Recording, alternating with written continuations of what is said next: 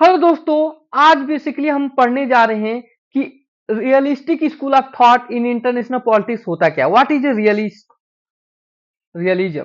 इसको हम लोग समझने की बहुत जरूरत है, क्योंकि 21st सेंचुरी में सबसे ज्यादा चर्चा का विषय वो इंटरनेशनल रिलेशन है।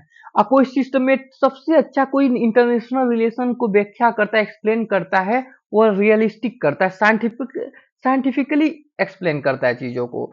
फॉर एग्जाम्पल, इसका जितना थ्योरी है, प्रिंसिपल, वो आज भी 21st सेंचुरी में रिलेवेंट है। और अभी आगे हम वीडियो में जानेंगे कि कैसे रियलिस्टिक स्कूल ऑफ थॉट का जो प्रिंसिपल था आज भी कैसे 21st सेंचुरी में बहुत पुराना होकर भी रिलेवेंट है।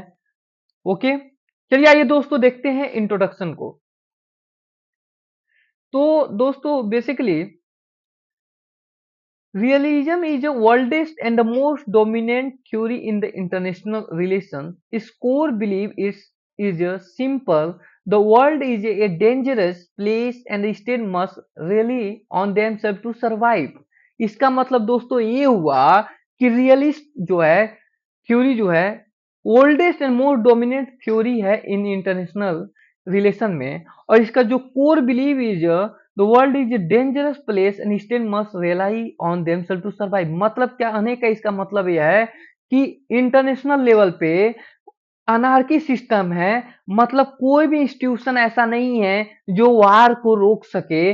और वार को अनार्की होने की वजह से, कोई इंस्टीट्यूशन ना होने की वजह से, कोई लॉ ऑर्डर अच्छा मेंटेन करने वाला इंस्टीट्यूशन ना होने की वजह से वहां पे एक प्रश्न उठता है। उस प्रश्न का नाम होता है सिक्योरिटी डिलेमा।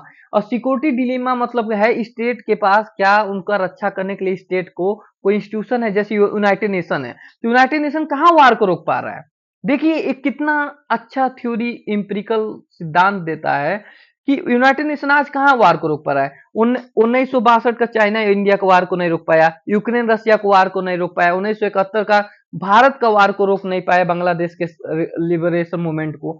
तो यूएस यूनाइटेड नेशन का जो मेन काम है, जो आइडियलिस्टिक की प्रिंसिपल पे उसका निर्माण किया गया था 1945 में, कि पीस स्टैब्लिश करना, तो 21st सेंचुरी में पीस है कहाँ। पीस तो है नहीं। पीस तो गिने चुने शक्तिशाली देश के हाथों में, जब चाहेंगे पीस होगा, जब चाहेंगे तो पूरा अनस्टेबिलिटी होगा। तो ये बोलता है वर्ल्ड में अनार्की है, अनार्की की वजह से क्या है, सिक्योरिटी डिलेमा है। और स्टेट को अगर अपने अस्तित्व को बचाना है तो खुद को पावर इंक्रीज करना पड़ेगा। वो पावर क्या हो सकता है, मिलिट्री पावर हो सकता है, इकोनॉमिकल पावर हो सकता है, टेक्नोलॉजिकल पावर हो सकता है, लेकिन खुद से करना पड़ेगा, क्योंकि आपका कोई मदद करने नहीं आएगा। क्योंकि शक्तिशाली देश क्या है, वो दूसरे कमजोर देश को अपना गुलाम बना सकता है। नहीं तो आपको कोलिएशन करके अपने पावर को इंक्रीज करना पड़ेगा। जैसे सन 1949 में नाटो बना, तो उसके विपक्ष में अपने को सरवाइव रखने के लिए और अपने पावर को इंक्रीज करने के लिए वर्साय पैक्ट बना यूएसएसआर के द्वारा 1955 में। तो ये बेसिकली बोलता है कि world is dangerous to survive. मतलब आपको सरवाइव करना है तो आपको पावर इंक्रीज करना पड़ेगा, क्योंकि आपका जो गोल है सरवाइव, और सरवाइव को अचीव करना है तो पावर होना चाहिए। अब पावर चाहे मिलिट्री फॉर्म में हो, इकोनॉमिक्स के पावर में हो, क्योंकि वर्ल्ड लेवल पे इंटरनेशनल अनार्की है। अनार्की है, कोई इंस्टीट्यूशन नहीं है जो आपका मदद करेगा। तो आगे देखते हैं दोस्तों। Realistic believe that world politics is always struggle for power because there is no government world police to protect anyone। मतलब इसका कहने का मतलब ये है कि रियलिस्टिक स्कूल ऑफ थॉट मान के चलता है कि world politics always struggle for power है। इस कोटेशन को कौन दिया था, इसकी जो फादर है मार्गन थाउ, उन्होंने बोला था कि international relation struggle for power मतलब कंटिन्यू एक दूसरे से स्टेट आपस में लड़ते रहते हैं पावर इंक्रीज करने के लिए। अगर वो इसलिए होता है कि अनार्की है, अब पावर आप बढ़ाओगे नहीं तो जाहिर सी बात है आपको आपका अस्तित्व तो खतरे में पड़ जाएगी। तो इसीलिए कंटिन्यू स्ट्रगल फॉर पावर होता रहता है। और अनार्की होने की वजह से कोई गवर्नमेंट नहीं है जो आपका रक्षा करेगा। जैसे इस समय देख लो, यूनाइटेड नेशन पपेट तो है बड़े देशों का, कुछ नहीं करता है। यूक्रेन रशिया वार हो रहा है, ईरान यूएसए का इनडायरेक्टली वार हो रहा है, चाइना चाइना अमेरिका में इनडायरेक्टली कंपटीशन चल रहा है हेजेमनी बनने के लिए। तो बेसिकली इसका मतलब रियलिस्टिक स्कूल ऑफ थॉट का यही बैकग्राउंड ये था।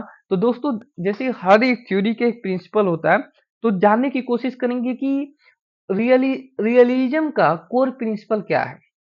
तो हमें इस वीडियो में हम बेसिकली दोस्तों आपको बैकग्राउंड बना रहा हूँ रियलिस्टिक स्कूल ऑफ थॉट को, क्योंकि 21st सेंचुरी में यही एक थ्योरी है जो प्रैक्टिकल बैठ रहा है और सारे थ्योरी प्रैक्टिकली फेल्ड हो जा रहे हैं। जैसे आइडियलिस्टिक हो गया, यूनाइटेड नेशन उसका थ्योरी का सबसे मेन चीज था कि वार पीस इस्टेब्लिश कर सकता है, लेकिन कहाँ पीस इस्टेब्लिश कर रहा है। आइडियलिस्टिक के अनुसार वार हो रहा है, जो रियलिस्टिक बोलता है कि वार होना है क्योंकि अनार्की वर्ल्ड लेवल पे जो हो रहा है, वर्ल्ड लेवल पे सच में अनार्की फील हो रहा है हम लोग को यूनाइटेड नेशन होने के बाद।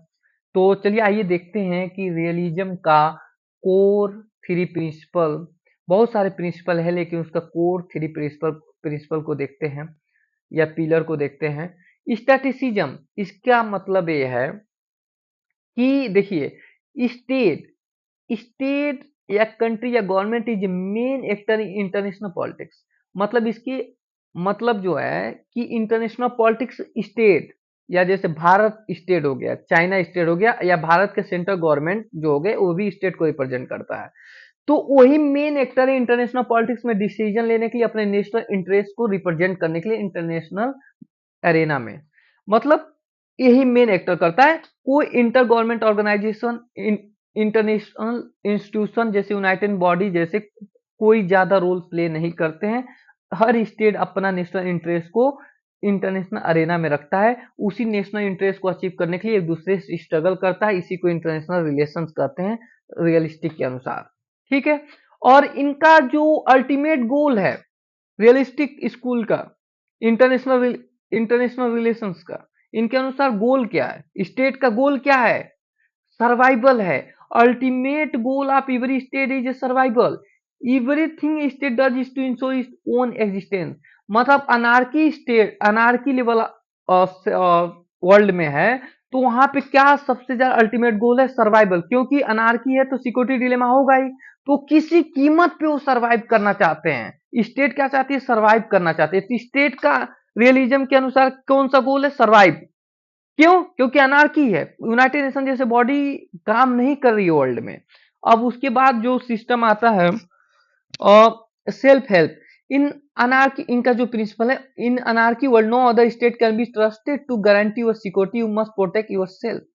मतलब जाहिर सी बात है कि इस अनार्की वर्ल्ड में कोई आपको मदद करने नहीं आएगा। आप खुद अपने पावर को इंक्रीज करोगे, नहीं तो कोरिएशन करोगे, तभी आप बचे रहोगे। नहीं तो आप कुछ नहीं कर पाओगे। जैसे आप कोल्ड वार के समय देख सकते हो, अपना पावर को इंक्रीज करना पड़ेगा, अपने पे काम करना पड़ेगा। जैसे दूसरे पे डिपेंड होने वाले जाहिर सी बात है लास्ट में रोते हैं, जो अपने पे काम करते हैं वो हमेशा विनर कहलाता है। ये चीज आप जानिएगा। तो बेसिकली हम लोग इनको बैकग्राउंड समझे कि रियलिस्टिक कैसी इम्प्रिकल है, इनका मेन बैकग्राउंड समझे। तो दोस्तों अब हम बेसिकली ये जान चुके हैं कि इस इनके अनुसार इंटरनेशनल रिलेशन जो है इसका स्ट्रगल फॉर पावर है। ठीक है। और क्यों स्ट्रगल फॉर पावर है, कि वर्ल्ड में जो है अनार्की है, और अनार्की क्रिएट क्या करता है, सिक्योरिटी डिलेमा। और सिक्योरिटी डिलेमा की वजह से स्टेट किस पे फोकस करते हैं, पावर इंक्रीज करने पे। अब पावर इंक्रीज करते हैं तो जाहिर सी बात है कि दूसरा देश भी इंक्रीज करने लगता है, तो बैलेंस ऑफ पावर का कॉन्सेप्ट आता है। बहुत सारे प्रॉब्लम आती है जिसकी वजह से सेल्फ हेल्प सिस्टम आता है। तो आगे देखते हैं कि इनके अनुसार स्ट्रगल फॉर पावर है कैसे, आप समझ चुके हैं अनार्की है वर्ल्ड में, इनका बेसिक यही मतलब है। अब आगे समझते हैं, क्योंकि जैसे हम कभी छोटे होते हैं, फिर बड़े होते हैं, फिर हमारे विचार चेंज होते हैं, तो इनमें भी बहुत सारे चेंजेस आए हैं। जैसे क्लासिकल रियलिज्म जो बेसिक फाउंडेशन है इस थ्योरी का, वो क्लासिकल रियलिज्म है जो फोकस ऑन ह्यूमन नेचर पे करता था। मतलब कितने टाइप के हैं रियलिस्टिक स्कूल ऑफ थॉट, तो समझते हैं। पहला जो होता है classical realism, focus on human nature. मतलब classical realism argue that state seek power because human being are naturally selfish, aggressive and power hungry. मतलब ये बताना क्लासिकल चाहता है कि स्टेट पावर चाहता है, क्योंकि मान के चलता है human being are naturally selfish, aggressive है, पावर हैंग्री है। मतलब इसका मतलब क्या हुआ, आप ये चीज समझना कि ह्यूमन ह्यूमन बीइंग जो है नेचुरली क्या है, ग्रीडी है, लालची है। और ह्यूमन बीइंग ही तो गवर्नमेंट बनता है, वो भी तो इंसान ही होते हैं, वही स्टेट को रिप्रेजेंट करते हैं। और जब स्टेट को रिप्रेजेंट करते हैं तो अपने नेशनल इंटरेस्ट को प्राथमिकता देते हैं। और जब नेशनल इंटरेस्ट को प्राथमिकता देंगे तो जाहिर सी बात है आप अपने नेशनल इंटरेस्ट को प्राथमिकता देंगे, और बगल वाला देश पाकिस्तान अपने नेशनल इंटरेस्ट को प्राथमिकता देगा, वो कहेगा कश्मीर हमारा, ये कहेंगे कश्मीर हमारा है, भारत कहेगा कश्मीर हमारा है, तो दोनों में क्या होगा, संघर्ष होगा, स्ट्रगल फॉर पावर होगा, और जो शक्तिशाली होगा जीतेगा।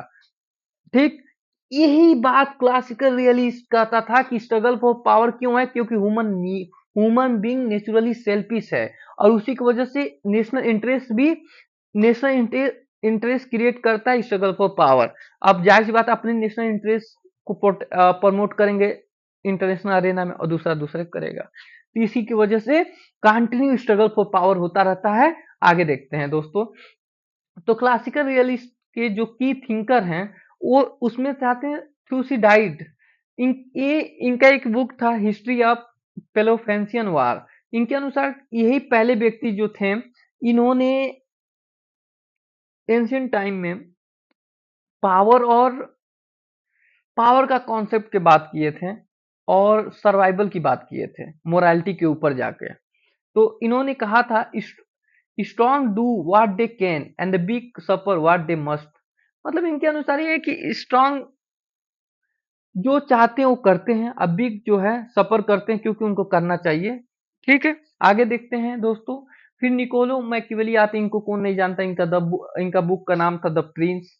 और इन्होंने ही रिलीजन्स को पॉलिटिक्स से अलग किया था। और इनके अनुसार जो था, ruler primary duty state security using any mean necessary. मतलब ये पहला व्यक्ति था कि कहा था स्टेट सिक्योरिटी जरूरी है। एक किंग को क्या करना चाहिए, स्टेट को प्रमोट करना चाहिए, स्टेट के भलाई के लिए जो मन करे वो करो, चाहे कुछ भी हो जाए। इंसान लालची है, इंडिविजुअल लालची होता है, उस पर आप प्राथमिकता दो ना दो, लेकिन आप स्टेट के राजा को क्या करना चाहिए, स्टेट की उन्नति के लिए, नेशनल इंटरेस्ट के लिए कुछ भी कर जाना चाहिए राजा को। इंसान क्योंकि लालची, उसका नहीं सुनना चाहिए। आगे देखते हैं दोस्तों, यही इन लोग का थ्योरी आगे जाके क्लासिकल रियलिज्म का फाउंडेशन बनता है। फिर थॉमस हॉब्स कहते हैं describe life without A centre authority, A war of every man again every man. इस चीज को याद कर लीजिएगा कोटेशन। अब आगे बात करते हैं हैंस मार्गेन थाउ। देखिए, Hans Morgenthau he father of classical realistic modern realist कहे जाते हैं, और इन्होंने 6 प्रिंसिपल दिए थे। और इनका जो the father of modern realism, he systematized the realism in famous book The Politics Among the Nations. He give the 6 principle of political realism, और यही 6 प्रिंसिपल आगे जाके रियलिस्टिक का फाउंडेशन का कारण बनता है, और यही बुक आगे जाके रियलिस्टिक के फाउंडेशन का कारण बनता है। और नेट में पूछ देता है बुक का सन क्या है, और ये इनका बुक का नाम क्या है, कितने प्रिंसिपल दिए थे, कौन कौन से वो प्रिंसिपल थे, जो हम नेक्स्ट वीडियो में सेपरेट वीडियो बनाऊंगा। अभी हम type of realistic school of thought की बात कर रहे हैं। तो पहला हम लोग दोस्तों देख लिए क्लासिकल रियलिज्म। इसके अनुसार क्या है, इंटरनेशनल रिलेशंस जो है कंटिन्यू स्ट्रगल फॉर पावर है, और स्ट्रगल फॉर पावर क्यों करता है, क्योंकि ह्यूमन नेचर लालची है, और वो लालच की वजह से नेशनल इंटरेस्ट को प्रमोट करता है, जो क्लास आपस में टकराव हो जाता है दो देशों के बीच में, जो कंटिन्यू स्ट्रगल होता रहता है। अब दोस्तों आगे देखते हैं उसका दूसरा टाइप ऑफ रियलिस्टिक स्कूल है, जो इस क्लासिकल रियलिस्टिक जो क्लासिकल रियलिस्टिक का ह्यूमन नेचर तक बोलता था कि सारे ह्यूमन नेचर का नेचर जो होता है ग्रीडी होता है, उसका आलोचना किया। ये बोला ह्यूमन नेचर ऑब्जेक्टिव थोड़े है, ह्यूमन नेचर वैल्यू है, और जाहिर सी बात सोशल साइंस से जुड़ा हुआ है। अब वैल्यू कैसे कांस्टेंट हो सकता है, तो वैल्यू कांस्टेंट तो होगा नहीं, तो कैसे आप ह्यूमन नेचर को कांस्टेंट मान सकते हो कि सारे इंसान अच्छे खराब हैं, उस ग्रीडी है, लालची है, और इसी वजह से इंटरनेशनल लेवल पे वार हो रहा है। तो जो स्ट्रक्चर रियलिज्म जिसको हम लोग न्यू रियलिज्म के भी नाम से जाने जाते हैं, वो अपने क्लासिकल रियलिज्म में कुछ चेंज आया जो change develop by the Kenneth Waltz के द्वारा किया गया था, जिनका बुक का नाम था थ्योरी ऑफ इंटरनेशनल पॉलिटिक्स, जो लिखे थे 1979 में। और इनके अनुसार या न्यू रियलिस्टिक जो कहे थे, realistic argue that human nature is not causes of the conflict.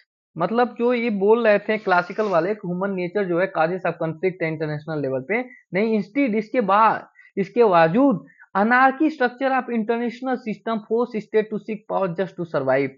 मतलब समझने की कोशिश करिएगा कि स्ट्रक्चरल रियलिज्म कहता है कि ह्यूमन नेचर नहीं कारण है, क्योंकि ह्यूमन नेचर कांस्टेंट नहीं हो सकता है। गौतम बुद्ध जैसे भी अच्छे व्यक्ति पढ़े हैं, महात्मा गांधी जैसे भी अच्छे व्यक्ति पढ़े हैं, सब लोग हिटलर नहीं होते हैं।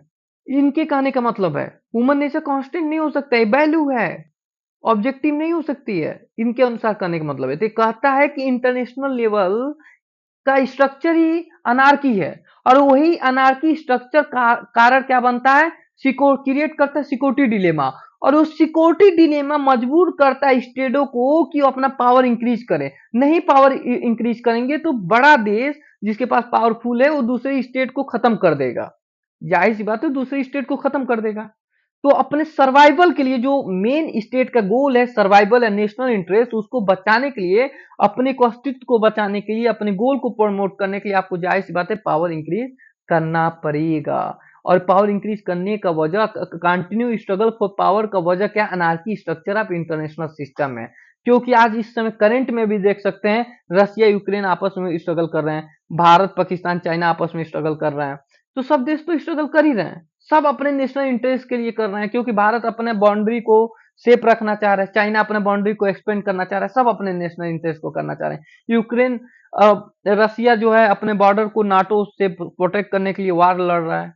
तो नेशनल इंटरेस्ट को ही प्राथमिकता दे रहे हैं, लेकिन ह्यूमन नेचर को अनार्की लेवल पे यूनाइटेड नेशन जैसे बॉडी जो है वो अनार्की होने दिए हैं। क्योंकि देखो यूनाइटेड नेशन सिर्फ नाम अंतरा के लिए इंस्टीट्यूशन रह गया है, उसका कोई मतलब नहीं रह गया है। ठीक है दोस्तों, तो इनके अनुसार क्या, anarchy structure of international system कारण बनता है कंटिन्यू स्ट्रगल फॉर पावर, ना कि ह्यूमन नेचर। ठीक है, इसी न्यू रियलिज्म में ही एक और टाइप आते हैं डिफेंसिव रियलिज्म, ऑफेंसिव रियलिज्म। इसमें पूछ देता है कि डिफेंसिव रियलिज्म के फाउंडर कौन है, तो केनेथ वाल्ट है। इसका मतलब क्या है, defensive realism, state only want enough power to survive, too much power make other gang up on you, strategy balance of power. मतलब इसके मतलब क्या है कि स्टेट जो है वो ज्यादा पावर नहीं चाहते हो, इनफ पावर, कम से कम पावर चाहते हैं जिससे वो सर्वाइव रह सके। ठीक है, ज्यादा पावर उनको नहीं चाहिए, जैसे नाटो बना, वर्साई पैक्ट उसके बदले में आ गया। फिर इसी के अगेंस्ट में एक और आते हैं ऑफेंसिव रियलिज्म, जिनको जॉन मियर्समेयर दिए थे। इनके अनुसार क्या है, state want as a much power as possible because you can never trust other strategy, regional hegemony became undisputed biggest power. मतलब समझने की कोशिश करना दोस्तों, ऑफेंसिव रियलिज्म जो जॉन मियर्समेयर दिए थे, इनके मतलब क्या है कि स्टेट चाहता है कि ज्यादा ज्यादा पावर ले सके, कि वो हाइजमनी पावर कर सके। जैसे यूएसए ने 1991 के बाद हाइजमनी स्टैब्लिश किया, मतलब अपना डोमिनेशन स्टैब्लिश कर दिया पूरे वर्ल्ड में, इकोनॉमिकली, पॉलिटिकली, सारे तरीके से उसने कर दिया, तो जो किसी कोई उसे हरा ना पाए। ठीक है, तो ऑफेंसिव रियलिज्म का मतलब यही है कि ज्यादा से ज्यादा स्टेट पावर चाहते हैं, अपने को सरवाइव कर सके, कोई उसको उसको टक्कर ना दे सके, अब सबको गुलाम बना के अपने लीडर बन सके। जैसे यूएसए ने कोल्ड यूएसएसआर के डिसइंटीग्रेशन के बाद 1991 में किया था। अब बात करते हैं इसका जो लास्ट टाइप था न्यू क्लासिकल रियलिज्म। वो ये याद रखिएगा न्यू रियलिज्म है, इसमें केनेथ वाल्ट मेन फाउंडर माने जाते हैं, जो anarchy structure of international system की बात करता है। अब ये बात करता है न्यू क्लासिकल रियलिज्म, ये develop by Fareed Zakaria. They argue that conflict happen due to mix of two things, system anarchy plus domestic politics. Domestic politics मतलब क्या होगा, leadership style, public opinion, state wealth. मतलब जो स्ट्रगल फॉर पावर हो रहा है या कंटिन्यू फाइट हो रहा है स्टेट के बीच में, उसका रीजन जो है स्टेट अनार्की हो गया पहला, जो केनेथ वाल्ट बात किया था, दूसरा प्लस डोमेस्टिक पॉलिटिक्स हो गया। ठीक है दोस्तों, ये दोनों जड़ बनता है continue struggle for power. For example Pakistan के जो लोग हैं कहते हैं कि पाकिस्तान को कश्मीर छिका लो, ठीक है, वहां के लोग, वहां के लीडर, और स्टेट अनार्की है। तो जाहिर सी बात है वहां पाकिस्तान के लीडर जानबूझ के भारत में घुसपैठिया का काम, अटैक करने का काम करते रहते हैं, लेकिन भारत शक्तिशाली देश से पाकिस्तान को हमेशा जवाब देके उसको हराता रहता है। बाप बाप होता है, बेटा बेटा होता है, पाकिस्तान बेटा ही रहेगा और भारत बाप ही रहेगा, ये चीज तो सब लोग जानते हैं। तो बेसिकली ये इसका टाइप थे जिसको हम लोग समझे। अब दोस्तों हम लोग थोड़ा सा जानेंगे कुछ की वर्ड, जो आगे फुल अच्छे से वीडियो बनाओ तो की वर्ड पता रहे। तो हमको पता है कि आप लोग को पता होगा, लेकिन फिर भी मेरा काम है बताना। अनार्की मतलब ये होता है कि जहां गवर्नमेंट ना हो, तो रियलिस्टिक मान के चलते हैं कि गवर्नमेंट नहीं है, ठीक है, और उसी की वजह से सिक्योरिटी डिलेमा आती है, आपको ऊपर आगे बता चुका हूँ। फिर सिक्योरिटी डिलेमा उसी की वजह से आती है, when एक एक एक स्टेट ज्यादा पावरफुल हो जाता है, दूसरा नहीं होता है, तो उसकी वजह से डरता रहता है, तो उसके लिए कोलिशन करना पड़ेगा, जिसकी वजह से बैलेंस ऑफ पावर का। जीरो सम गेम का मतलब दोस्तों क्या होता है? It's revival if one state gain power another state lose it. मतलब क्या मतलब हुआ कि जैसे पाकिस्तान भारत में लड़ाई हुआ तो कश्मीर को भारत ने छेका लिया, भारत ने कश्मीर को पूरे अच्छे से जो भी हिस्सा बचा पीओके उसको भी अपने में बना लिया, पाकिस्तान लूज कर गया, हार गया। तो भारत कुछ पाया, पाकिस्तान कुछ नहीं पाया। तो कुछ पाना और कोई कुछ नहीं पाना, इसी को क्या कहते हैं? हमको जीरो सम गेम कहते हैं। और फिर रिलेटिव गेन पे भी ये प्रिंसिपल ये काम करता है हमारा। ये नेट में क्वेश्चन भी आया था, रिलेटिव गेन को फॉलो रियलिस्टिक मान के चलते हैं एब्सोल्यूट गेन को। रिलेटिव गेन मतलब कि जो आपका प्रतिद्वंदी उससे ज्यादा पाने की कोशिश करना, मतलब समझने की कोशिश। State care more about gaining more than rather than just gaining wealth generally. मतलब state care about gaining more than rather than just gaining wealth generally. मतलब अमेरिका चाहता है कि चाइना से ज्यादा तरक्की करें, जो प्रतिद्वंदी उससे ज्यादा आप पाओ, कोई भी चीज हो उससे ज्यादा पाने की कोशिश करो। ठीक है दोस्तों, तो ये कुछ कॉन्सेप्ट था। लेकिन बेसिकली दोस्तों आज हम वीडियो को शुरू होने के पहले एक क्वेरी या एक क्वेश्चन उठाए थे कि relevance relevance of realism in 21st century. मतलब क्या आज क्यों ये सिस्टमेटिक थ्योरी है जो सबसे अच्छा इंटरनेशनल रिलेशन को एक्सप्लेन करता है। दोस्तों इसको समझने की कोशिश करना, इसको मैं समझाने की कोशिश करता हूं, समझिएगा। Many scholar in the 99 thought the realism are dead because of globalization united, however 21st century event proven the realism is still most accurate way to understand world politics. मतलब बहुत सारे लोग मान चुके थे 1990 में रियलिस्टिक स्कूल ऑफ थॉट का theory जो है, उसका प्रिंसिपल है, वो आउटडेटेड हो रहा है। लेकिन 21st सेंचुरी इवेंट जो हुआ उससे प्रूफ होता है कि ये आज भी रिलेवेंट है, और जितने थ्योरी इंटरनेशनल रिलेशन से उससे ज्यादा अच्छा व्याख्या करता है इंटरनेशनल रिलेशन को। कुछ एग्जांपल के द्वारा हम समझते हैं, समझिएगा दोस्तों। द रशिया यूक्रेन वार, ठीक है, सिक्योरिटी डिलेमा। जो ये सिक्योरिटी डिलेमा, इसका जो प्रिंसिपल है हम लोग समझे हैं, सिक्योरिटी डिलेमा अनार्की की वजह से होता है, तो समझने की कोशिश करिएगा। This is a classical example of defensive realism. Russia felt its national security was threatened by NATO Western military alliance, expanding closer to its border. To prevent Ukraine from joining NATO, Russia launched primitive war. It proved that military power border security still matter more than international law. मतलब समझने की कोशिश करना, Russia Ukraine वार क्यों हो रहा है? क्योंकि यूक्रेन जो है नाटो का पार्ट बनने जा रहा है, और नाटो का पार्ट बनेगा तो जाहिर सी बात है सिक्योरिटी, बॉर्डर सिक्योरिटी का प्रॉब्लम रसिया को फेस करना पड़ेगा। तो अपने नेशनल इंटरेस्ट के लिए रसिया वार लड़ रहा है, अपने पावर को इंक्रीज कर रहा है। जो डिफेंसिव रियलिज्म का कॉन्सेप्ट जो दिया था केनेट वाल्ट ने, वो देखिए यहाँ पे प्रयोग हो रहा है कि नहीं। लोग चाहते हैं ज्यादा ज्यादा उतना पावर इंक्रीज करें जो दूसरे को टक्कर दे सके और उसको हावी अपने पे ना होने दे। डिफेंसिव रियलिज्म का एग्जांपल यहाँ पे फिट बैठता है। दोस्तों अब बात करते हैं यूएसए चाइना ग्रेट पावर रिवाली। दूसरा एग्जांपल देखिएगा, ऑफेंसिव रियलिज्म। मतलब देखिए the relationship between USA current hegemony and China rising power perfectly fit realistic theory. Both are expanding their navy, banning each other technology like semiconductor, treating trade as a zero sum game, both states are fighting for global dominance, proving John Mearsheimer theory right.